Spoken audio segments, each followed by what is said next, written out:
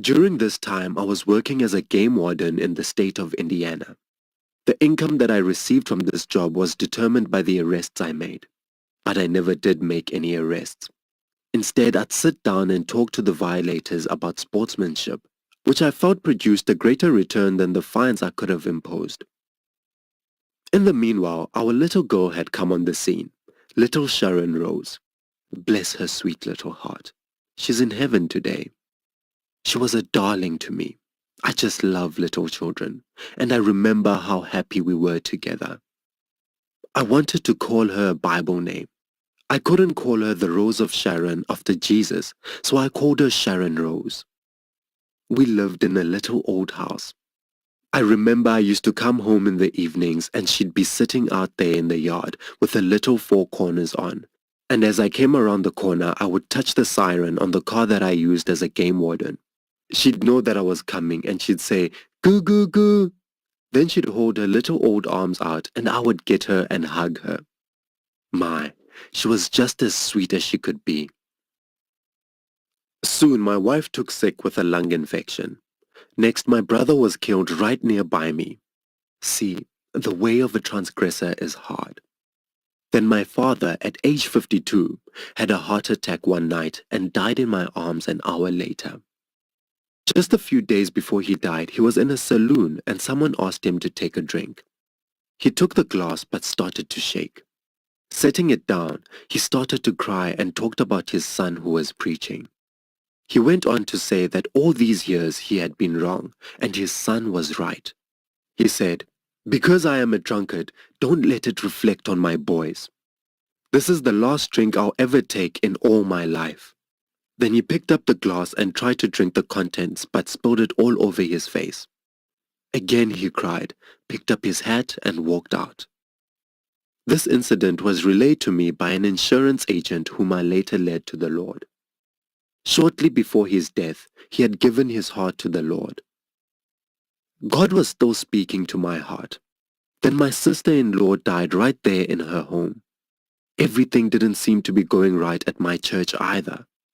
The way of a transgressor is hard. See, I kept going down then.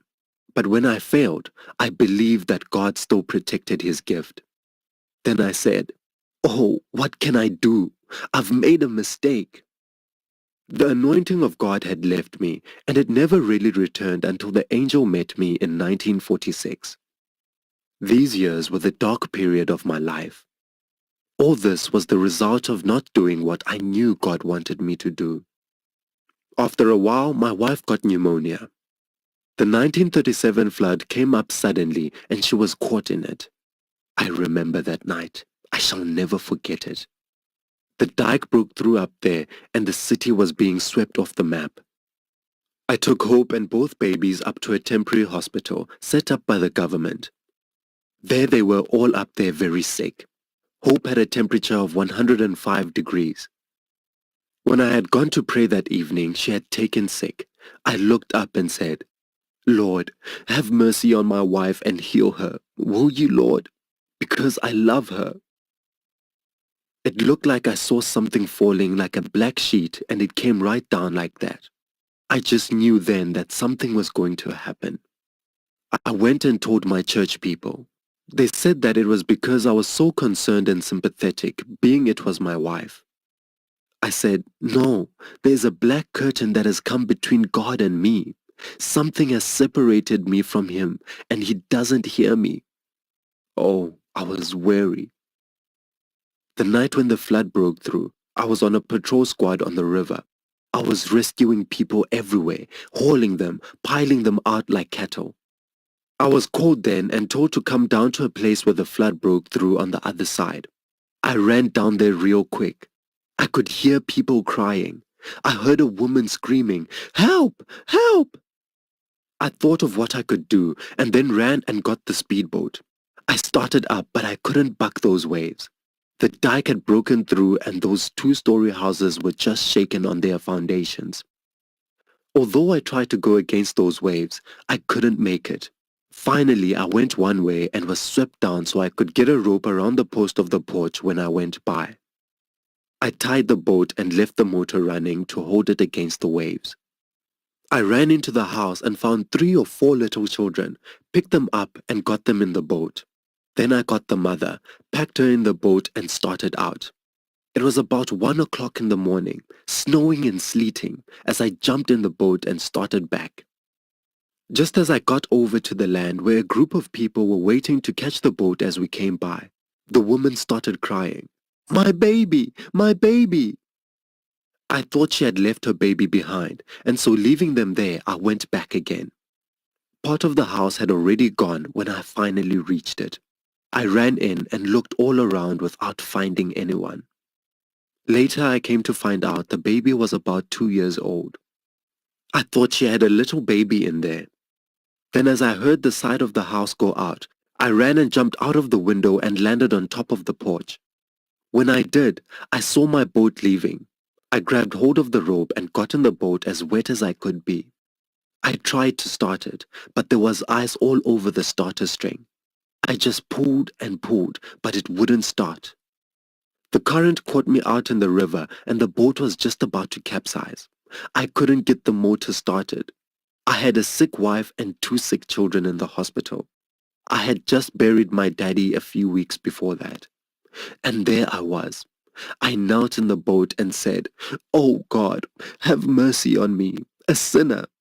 I know I've done wrong, but please, dear God, don't let me have to leave my wife and babies and be drowned in this river." I pulled again and again. There I was, going right straight for the falls. I pulled the string, but it wouldn't start. I prayed again and said, "God, have mercy." I had time to think a lot of things over, friends.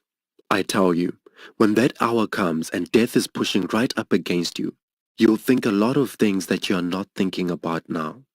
I pulled, and by God's grace, the motor started.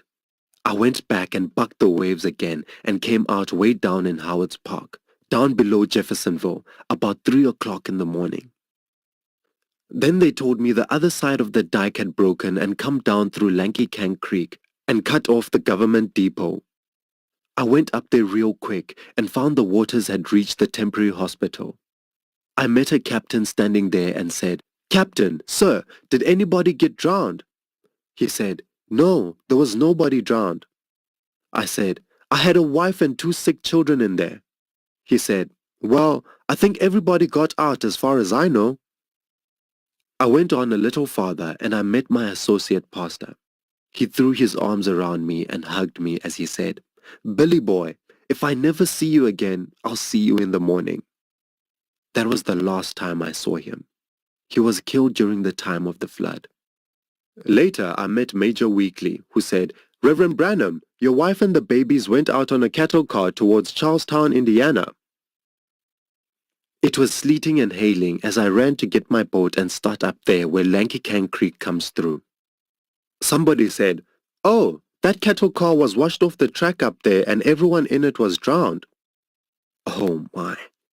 Then somebody said, "No, it wasn't. It went through. We heard a dispatch that it went through." Well, I got in my boat and started over there. I saw that current coming through. I couldn't pierce that water. It trapped me and there I was marooned in a place called Port Fulton for about 7 days. Then I had time to think it all over.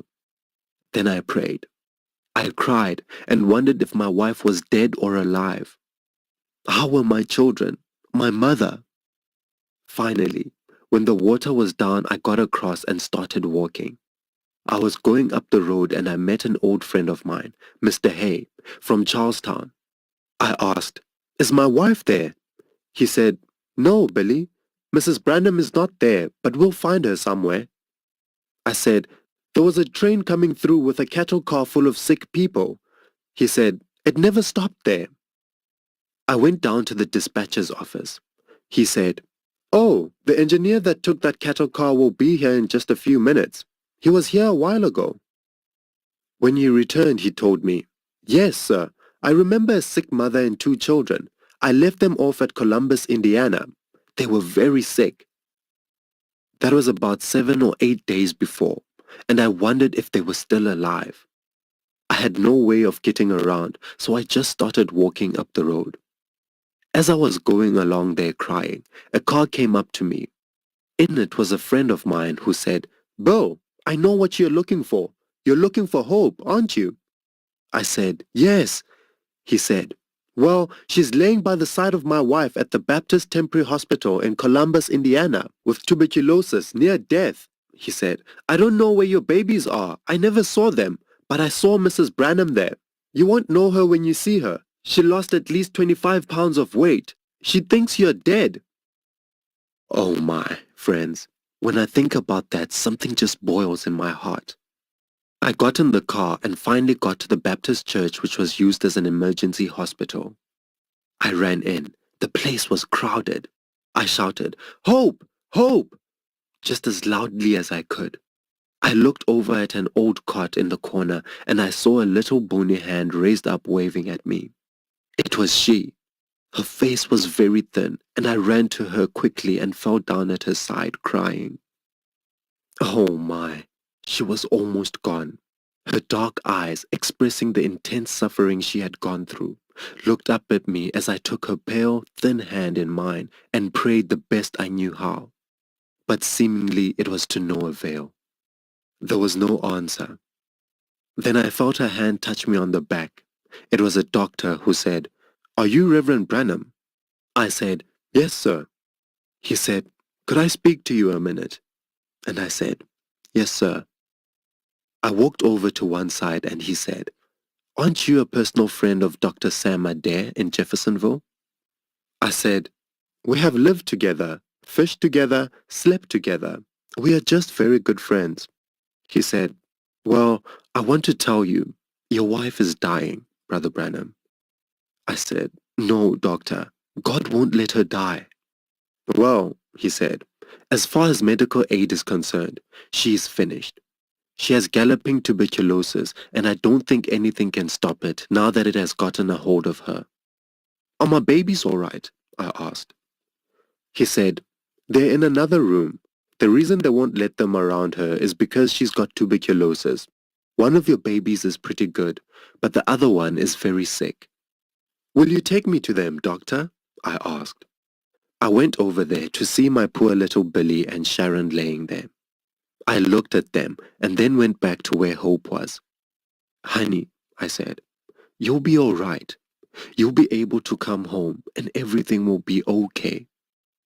I cried and begged God with all my heart. I did everything that I knew how to do.